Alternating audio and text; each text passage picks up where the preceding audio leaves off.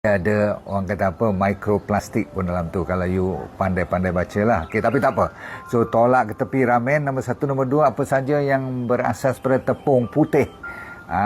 Tepung yang orang panggil apa, tepung gandum ni lah kan. Kalau tepung beras semua tu lain cerita sikit. Tepung gandum ataupun tepung yang cerah putih melepak tu. Nombor dua. Nombor tiga ialah semua jenis kuih muih ataupun biskut ataupun cookies. I think orang Malaysia faham lah ni.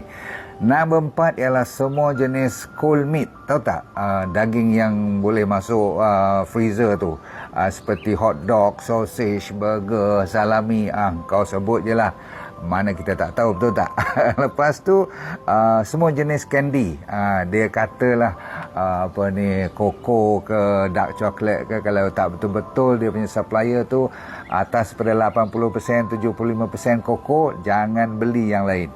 Sebab apa? Confirm semuanya gula. Yang dark chocolate tadi pun ada gula juga, 10-15% tu. Tapi yang lain semua masya-Allah, termasuk aiskrim. Setelah tu alkohol semua kita tak minum, tak apa. Okay. Chips, potato chips dan cereal sebelah pagi, terutama sekali yang kanak-kanak yang manis-manis yang berwarna-warni tu, tolonglah, sebab tu budak-budak sekarang hyperaktif, tahu tak?